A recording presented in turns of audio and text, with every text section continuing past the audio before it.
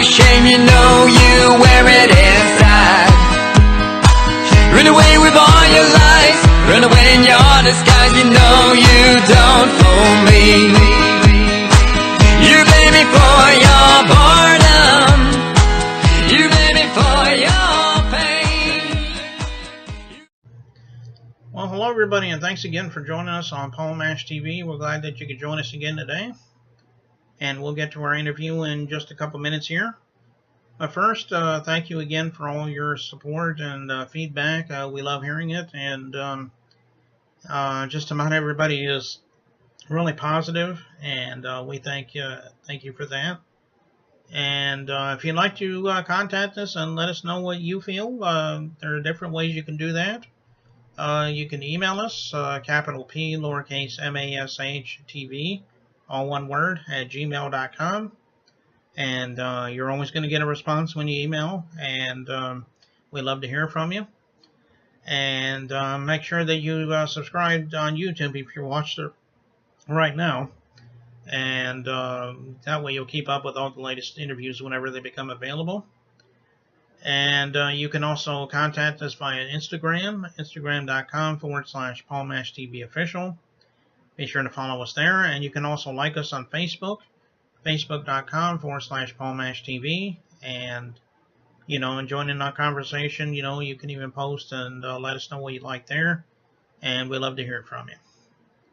Right now, from West Cavina, California, we have Keith Brown, and he's a very talented musician, just like all of us, all the musicians we have here, and I know you're really going to like him, and we'll get to that in just a minute. But first, here's a word from Click Jam. Don't go away.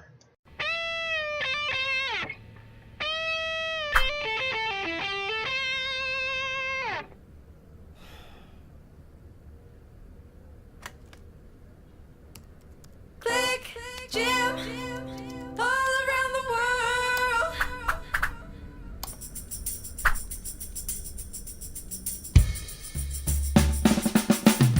One thing I can't do is disappoint my fans. All the people around the world come and join the band. I said I'm happy as I ever been when all the music comes together and it starts to blend. All around the world. All over the globe.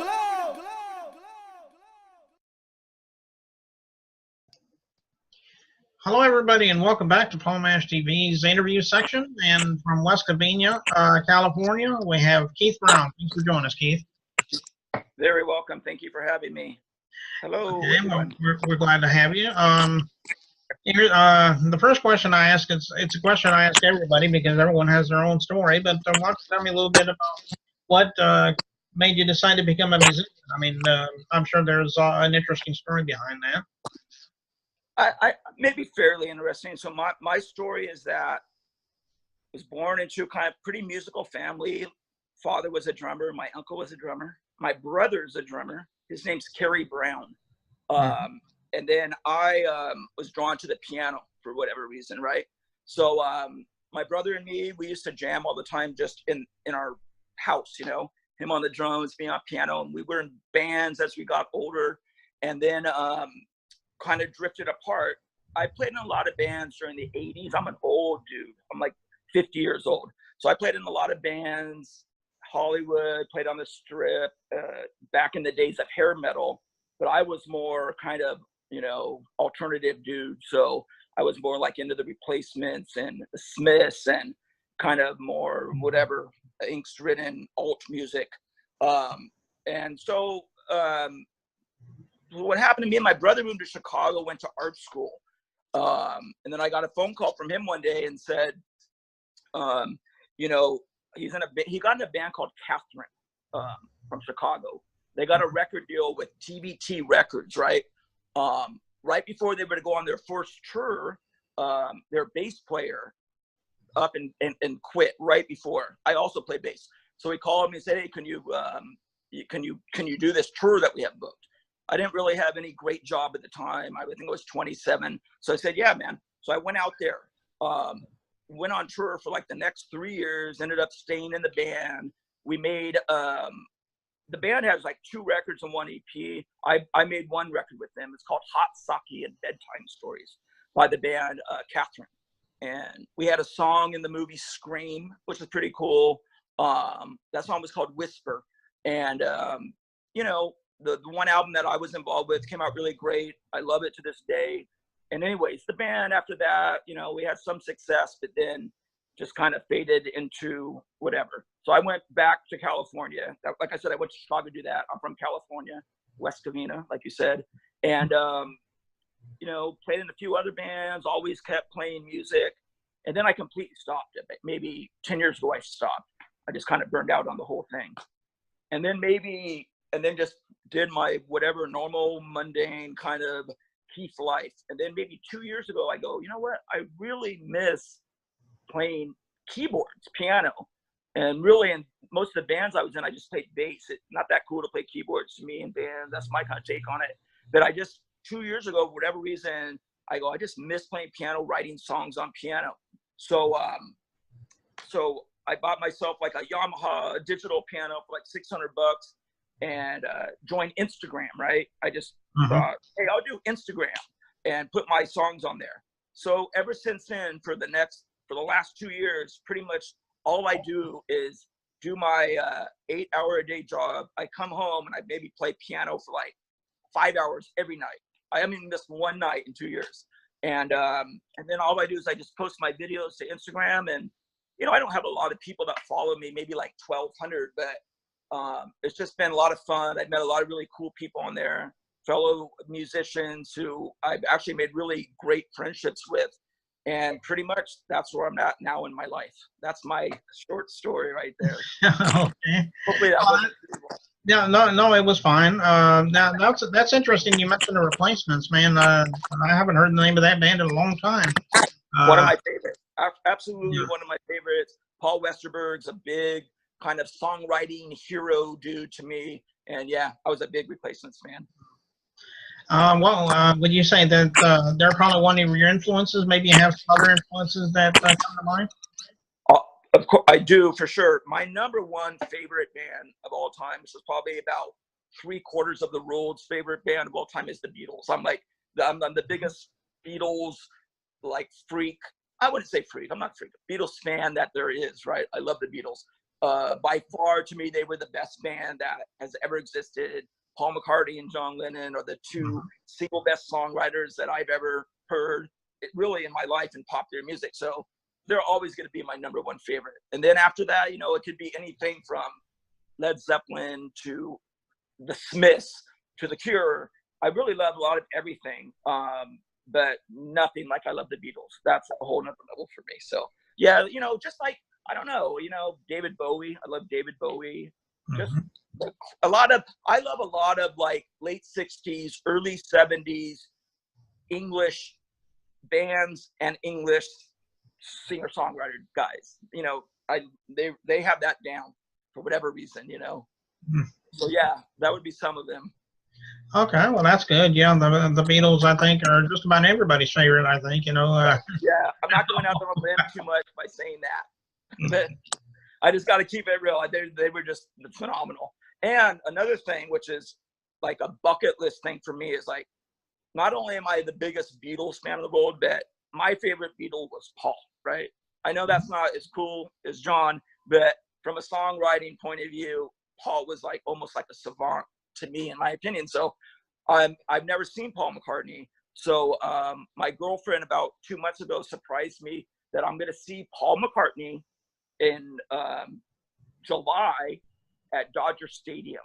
And that's a big, huge thing for me. So yeah, I'm counting down the days till I get to see Sir Paul McCartney. Oh, okay. Well, that'll be an exciting event right there for you. Oh yeah, at Dodger Stadium. That's gonna be really cool at Dodger Stadium, because the Beatles played Dodger Stadium, I think, '66. I think, yeah, I think. But yeah, it's gonna be really cool. Can't wait. Okay. Well, tell me about your albums. I'm sure you had a few albums in your lifetime, but if not, are you getting ready to come up with any more? Maybe you could talk about that for us. Really, like I had mentioned earlier, the probably most successful album or whatever was with that band Catherine, right? And it's called Hot Sake and Bedtime Stories. kind of an interesting story about Catherine. Catherine, the band Catherine that my brother was the drummer in, has a pretty big Smashing Pumpkins connection, right? My brother, whose name is Carrie Brown, was married to the bass player in Smashing Pumpkins. Her name was Darcy. They were married for 4 years. So when I moved out there to be in that band, I also lived with them on an 80-acre apple orchard that they bought, apple orchard farm that they bought in Michigan. That's where Darcy, the bass player, was from. And a little town called Waterville, Michigan. And that's where we recorded that record. My brother is really great producer, and he recorded the album in one of the barns attached to that property that they bought in Waterville, Michigan. And it was a great experience and a lot of fun. Most of the other like stuff that I'm on that is more like I play on other people's stuff, you know. I played on a lot of other people's, like, you know, albums, like a song here, a bass track here, a keyboard track here. But that was really the one and kind of, you know, I don't know, most successful band that I was in that made an album, Catherine. And then, yeah. And we kind of probably sounded kind of like the Smashing Pumpkins. Chicago had a big scene during the time of the, you know, late 90s, and a lot of bands have that very heavy shoegazer wall guitar sound, you know what I mean? And we were kind of like that. We had 3 guitars, bass, and drums. Okay. So we're going to play a song for you in just a minute. Maybe you can tell us a little bit about the song and the title. So, you know, I was referred to you by a really nice guy who's goes under the name of Click Jam, and so we got together and talked, and you said that you know send you a video, maybe 3 or 5 minutes long, and I was kind of going, I wonder what I should send. I had talked to you, and you go, it could be really anything. So I go, I'll sit down on my piano and I'll do 5 minutes of this one song I have that's called Zoom Zoom Zoom. And so just yesterday, because I knew we had our interview coming up, I go, all right, I'm going to do this. So I just sat down and I did it in one take, and it came out pretty cool, you know. A lot of it's just kind of off the top of my head, kind of, you know, stream of consciousness, kind of, you know, lyrical or singing. But musically, it's a song that I wrote about a year ago called Zoom Zoom Zoom. So that's what. So when you play that, that's what it is. And you know, I would explain what it's about, but it's that's always boring. But you know. Okay. You know. All right, and we'll play that in just a moment here. But I guess we're just about out of time. But we appreciate you, Keith, coming on the show. And I really appreciate it. Maybe one of these days, if we got something new to plug, maybe we'll have you back again if you'd like. Sure, I really appreciate it. Okay. Right, man. Thank you, Okay, Paul. so here's Zoom Zoom Zoom right here on Paul Mash TV. Just hold on a minute.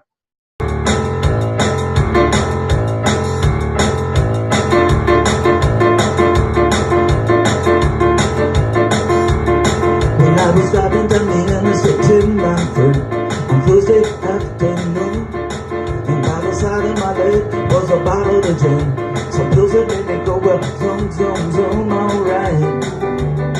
I said, well, alright, baby. I said, well, baby, maybe you can do it. I'll do it again. Hey, on the left, that you can. Here comes Mr. Leopard in his Mercedes Benz, calling on a follow, and he'll never be lying. I'm gonna get you if you tell her one more time. I gotta get you is mine. Everybody's figuring I'm falling around. Don't you ever get it around. So we will do it one more time, and then we'll say, hey baby, no way, no.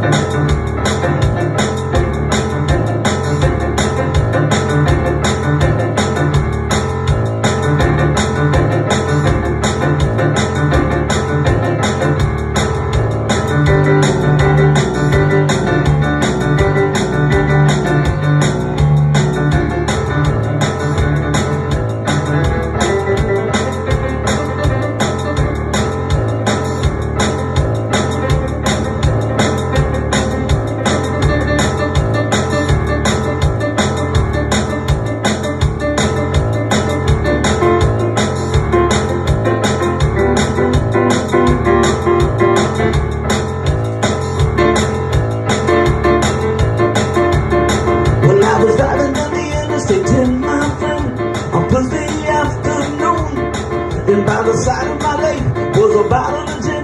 Some blues that made me go, well, zoom, zoom, zoom, alright. I said, well, alright, baby. I said, well, alright. Well, here comes a ladder on the corner, you know. Everybody's getting down. I saw a baby that was playing and you never believe. Hey, little player on the underground, we're gonna do it again. One more time, a million hip-hop hurrahs. You're gonna do it to your mother, to your father, to your brother. Everybody does it wrong.